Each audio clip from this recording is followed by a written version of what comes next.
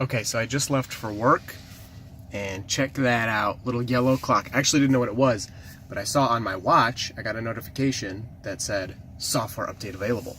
When you click that, boom, finally. I'm gonna get Sentry mode, dog mode, all that stuff. So I'll install that when I get to work. Can't wait. All right, so here it is. I parked and this automatically popped up when I parked. So I'm gonna install it. So it'll take 45 minutes. During the update process, you will not be able to drive the vehicle or use the touchscreen. Wow, so once you start this update, no driving, so let's do it. I'm just gonna install it. I'm at work anyway. So they give you 2 minutes to change your mind. And that's that. Can't wait to see the new features. All right, just came out to check on the car. We're officially on 2019 515. Check out the release notes, which these were up when I got to the car. We have dog mode now, which is great. You can set the temperature if you want to leave your dogs in the car for just a little bit. A message will be up on the screen so anyone who looks in will see that the climate is on, keeping the dogs comfy. Auto folding mirrors, which is cool, so you can go into the settings here and you can fold your mirrors. So they fold in, and then if you want, you can always have them fold at the location. So I'm not going to do that here, but it's nice to have that option. And then also there's Sentry mode for security. You go to security here and you scroll down and you turn it on. So I just turned it on before I started taking the video. I'm just going to walk into the grocery store here and my car will record if anybody comes near, and the alarm will go off if someone touches the car. So that's what's in the current update. The other thing is in the autopilot menu, which I kind of feel like it should be in the driving menu, but scroll down here, you get lane departure warning. So we should get an audible warning if I turn my turn signal on and there's a car in my blind spot, but we'll test that later and see if that's working. All right, let's try out the blind spot warning. So I'm just in the parking lot. Definitely not warning me about those things. Not sure if perhaps autopilot has to be turned on.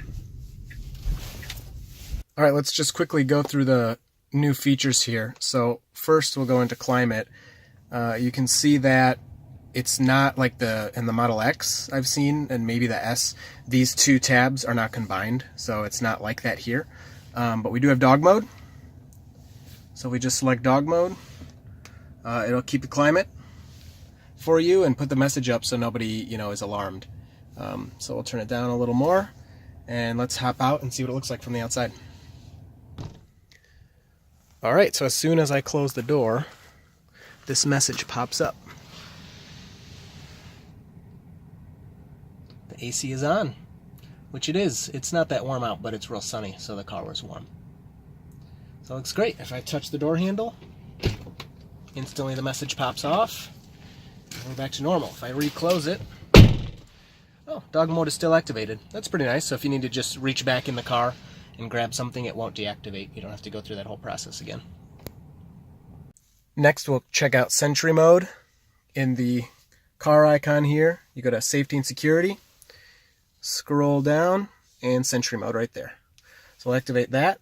You can also activate it from your phone at any time. So if you forget, you walk into work or walk into the store or whatever, you can just open the app and activate it from there. So let's let this activate. I assume it will work with the window down. So we may need to walk away. Yep, the car has not locked. So let me just turn off my Bluetooth real quick. Okay, Bluetooth is off.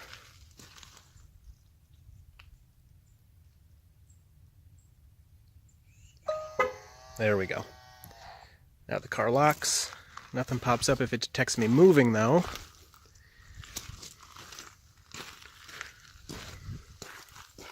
Oh, there it is. So it detects movement, so it starts recording. So that's the screen. Obviously reaching in doesn't do anything to it. Let me get my key out, so if the alarm goes off, I'm ready, but I wonder if touching the door handle will activate it. I would assume not. Nope. So, try to open the car, it's locked, but the system is okay with that. few hits. Doesn't mind.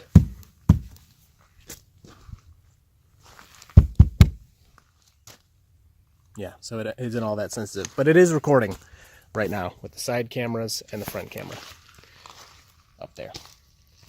So the last two features, I figured out with the lane departure warning.